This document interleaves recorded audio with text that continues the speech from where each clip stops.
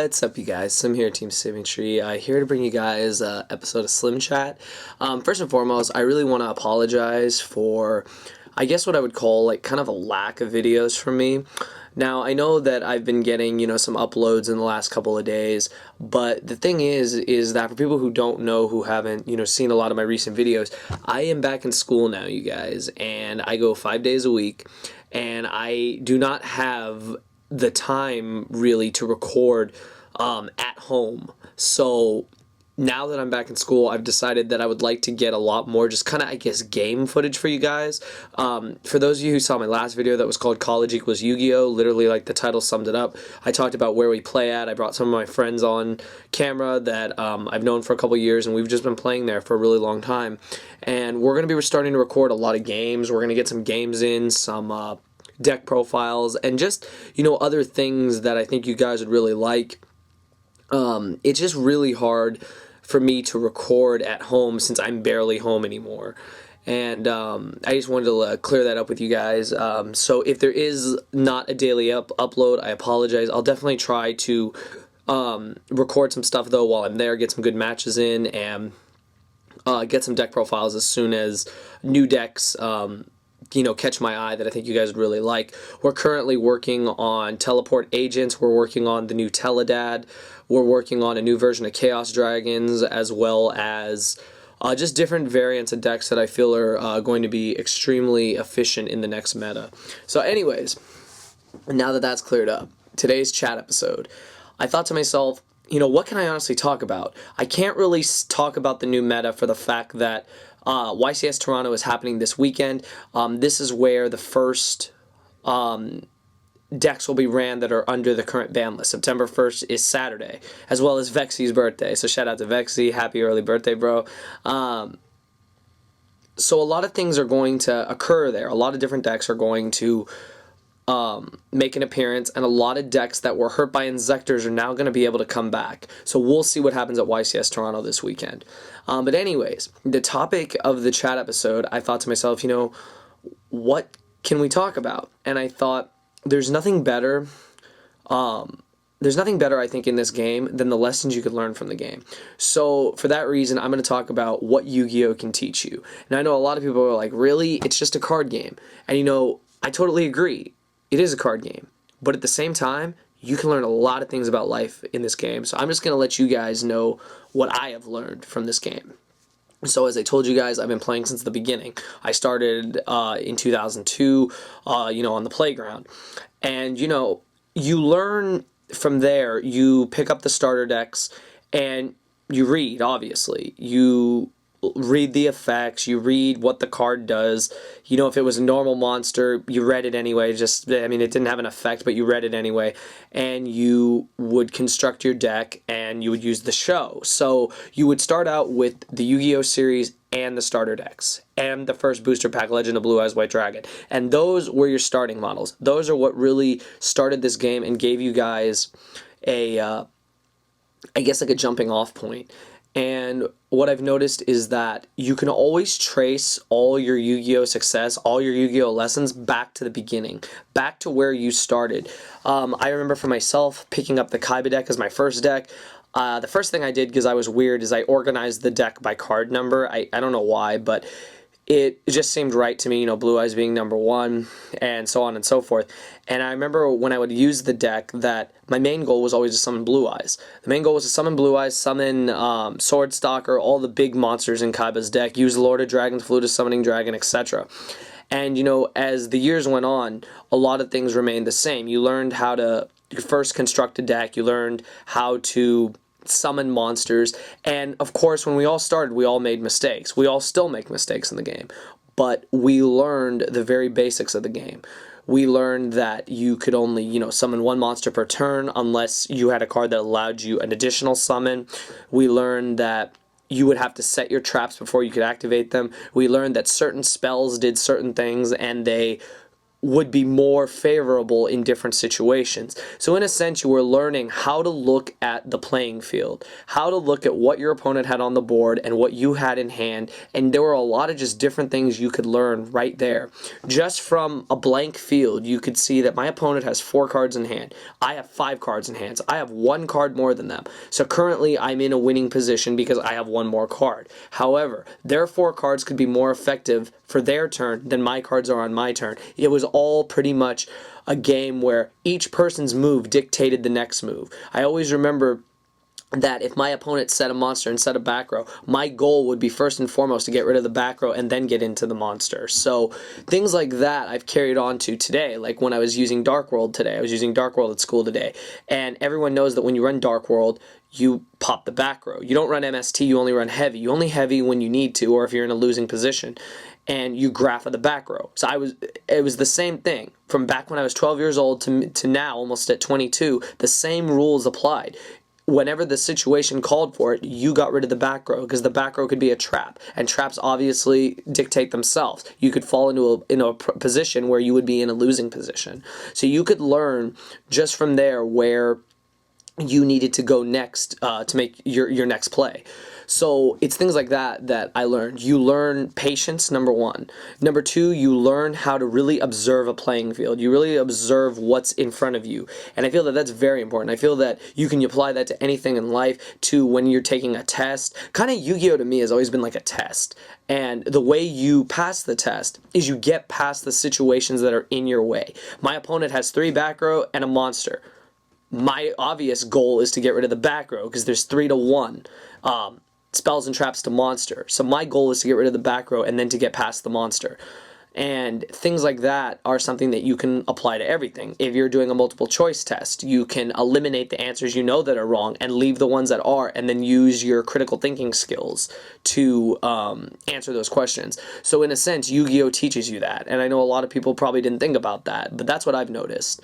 Also, Yu-Gi-Oh can help you with, I don't really want to say it can help you with basic math, but it kind of can. I mean, granted, you do use a calculator, but for people who do write down life points, which is something I highly suggest, that's the best way to keep track, teaches you basic math skills, multiplication skills if you're running cards that multiply attack, obviously addition and subtraction when it comes to life points, and also just for like other things. I feel that it teaches you like basic mathematics. Not that that's really important, but you know, you're learning something. Regardless, you're learning something. Another thing that I actually applied myself in college was I took a statistics class. And in the beginning, they were talking about a 6-sided die, a 20-sided die, a 52-card deck. And I thought to myself, you're kidding, right? I play Yu-Gi-Oh! Let's see, a 6-sided die, da-da-da-da. So, you know, I would bust out my dice and just roll them, like, yeah, I get probability. And then I would just cut the 52-card deck into a 40-card deck, and it was like, yeah, I aced that class. And honestly, I learned a lot of the probability stuff I applied to Yu-Gi-Oh! I applied the probability of them drawing a card, of them having gores, all of that. It was all a psychological and a probability issue. So, I mean, in a sense, Yu-Gi-Oh! Taught me that, and that's kind of crazy, but, aside from that, aside from the gameplay, if you look at how Yu-Gi-Oh! Is played now, a lot of decks set a lot of back row. They summon monsters or they swarm with monsters. And your goal as the player after your opponent's turn is done is to look at what's on the field, look at what's in your hand, and start a strategy. Every turn you start a new strategy. You usually don't have the same strategy unless you're just attacking your opponent directly. You're looking at what's on the board and you're learning how to eliminate it. You're picking and choosing, you know, how do I want to do this? What's the smarter play? What can I do to make my opponent mess up? Because honestly, that's what you're trying to do. You're trying to get your opponent to force their back row. Forcing the back row is how you win Yu-Gi-Oh! If you can get them to force their back row at the wrong time and you still be able to plus off it, you're going to win. Nowadays you have, and in the last format especially, you had to take hand traps into account. Until the cards Max C and Effect Veiler were printed, we never had that problem. We were just concerned with back row. It was only back row and monsters and how many cards your opponent had in hand. When Max C and Effect Veiler came out, you had to also take into account those cards. Where my effect's going to be stopped and me be in a losing position. Because whenever your monster is Effect Veilered or they chain Max C, you're kind of in a losing position. Max C not as much, but Effect Veiler yes, because you lost your effect. If I summon a Rescue Rabbit and you Veiler it and I have no other play that turn, you're in the winning position. Same rules apply I guess for just like different situations, when you're playing Dark World, you have to decide, am I going to discard Snow to search, or am I going to discard Beige to get a special summon? Am I going to discard Brow because I want an extra draw, or am I going to discard Grapha to pop something? You have to decide at that current time, what is my best play? And the way that I look at it is, it's kind of like I said, it's kind of like looking at what's on the board and picking and choosing how you want to go about eliminating it. Your goal is to clear the field. Your goal is to clear the field for a clean shot. And that's how Yu-Gi-Oh is played. And that's what I've learned about Yu-Gi-Oh, is that you play it like that, and that's what usually helps you win. Now, aside from the gameplay aspect, what else can you learn from Yu-Gi-Oh? For me, being in this game for as long as I have, and for doing YouTube, I've learned that Yu-Gi-Oh is a game of trust, because you're trusting in yourself, you're trusting in the deck you constructed, and you're also trusting that every play you make will be your best, and if it isn't, you'll be able to capitalize. You're also trusting your opponent, who you may or may not know that they don't cheat, that they don't stack you, that they don't illegally make a move that you don't catch. You're trusting them. Yu-Gi-Oh is a big game of trust. It's also a big game of trust when you establish a team, when you establish friendships in which you let other people borrow cards, and etc. You're trusting them to take care of your possessions, and you do the same. So I feel that Yu-Gi-Oh is a big game of trust. The next thing about Yu-Gi-Oh is that you learn strategy. You learn strategy, and you learn life strategies. Life is not easy. You know, you go to school, you go to work. If you don't have a job, you apply for a job. Now, how do you go about applying for a job? You have to kind of apply Yu-Gi-Oh again. You're given a situation, and there's something you want. You want your opponent's life points to go down to 0. So what do you have to do to do that? You have to deal 8,000 plus damage or more to win. So in the same sense, to get a job, you have to have background experience, a good resume, etc. So the same rules apply, that no matter what the situation, you can apply it from a simple card game. So I think that's pretty cool. Other things I've noticed is that being on YouTube, I've learned a lot about communication. I've talked about how confidence on camera is key. As you guys can see, I'm clear and confident as always. That's something I've learned through trial and error, and something I've learned, that knowing that the message I'm conveying now is going to be heard by a lot of people. So I know that, in a sense, people will watch and people will give me good feedback. So I've learned that. I've learned more about confidence and the proper way to address you guys. And one thing is, in my videos, regardless of the age of the people that view this, I'm not going to talk to you like you're all children, because you're not.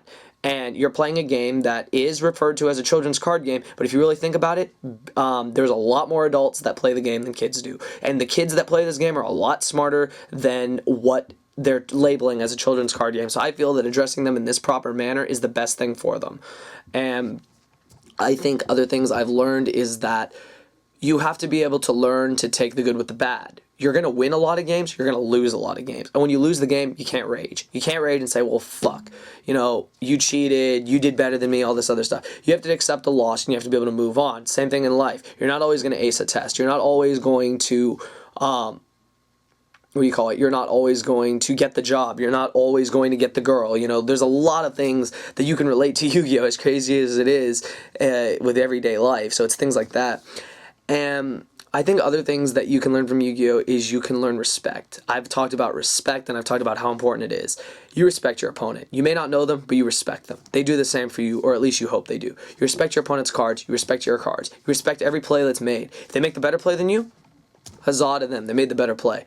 If you end up winning, you end up winning. You don't boast about it. You're like, yeah, I beat his ass. Oh, that guy sucks. You know, I 2-0'd him, blah, blah, blah. No one wants to hear that shit. No one cares if you 2-0'd someone. Because if you turn around and get your ass 2-0'd, do you want them talking about you? I don't think so.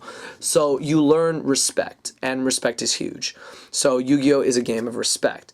I would say also you learn courage. Now people are like, courage? And, you know, people might wonder, you know, what do you mean by that? I mean that courage is something that you need to have in Yu-Gi-Oh! And you need to have in life. You need to be courageous when you make your plays. Sometimes you just have to use a slim psychology. Fuck it, go for game. Sometimes you just have to. You're in a situation where fuck it, attack. I don't care if you have gores. And, you know, you apply the same things to life. If you like a girl and you know other people, another guy likes her, and you're like, well, you know, if I don't say something now, you know, he's going to swoop her up, and, you know, I'm going to miss my chance. Fuck that shit. You get in there and you ask her out. You do that shit. You go in for it. You be a man, you know, etc. Things like that you can apply to Yu-Gi-Oh! It's the same thing. It's the same idea, just broken down into a card game. and you learn to be courageous in your plays. You can't fear stuff. You can't fear Gores. You can't fear Tragodia. You cannot fear Effect Veil or Maxi, etc. You get wind up looped, so be it. You still fight back, regardless. You never scoop even if your hand is empty, because a top deck Reborn is a top deck Reborn. A top deck Dark Hole is a top deck Dark Hole, etc. And you learn that I think the most in Yu-Gi-Oh! And you learn how to be humble. Being humble is key. You may be the best player in the world, but you're still a player at the end of the day. So things like that are really important. And I feel like some of the last things I guess you can learn from Yu-Gi-Oh! Is you can learn about community and friendship. Now I know recently we've been having a lot of, crazy bullshit, drama-wise, I'm Mr. Anti-Drama. I don't give a shit. I don't start beef with people. I don't waste my time with it. And, you learn that you know who your true friends are. You know who your fans are. You know who your loyal subscribers are, especially if you do YouTube. And you learn to handle things like a man. I always believe that if there's an issue, you address it with just that person. Don't bring the whole world into it. They don't want to hear your problems. And if they do, well, congrats, you're important, I guess. But anyways, that's pretty much the whole point of the video, is everything you can learn from Yu-Gi-Oh! Everything you do in life, you can relate back to Yu-Gi-Oh! If you really think about it. Every situation calls for a point A to point B. You start at point A without 8,000 life points to get to point B and have the win. You want to get your opponent's life points down to 0. Life is the exact same way if you know how to apply these principles. So yeah, that's pretty much it, you guys. I hope this video was informative.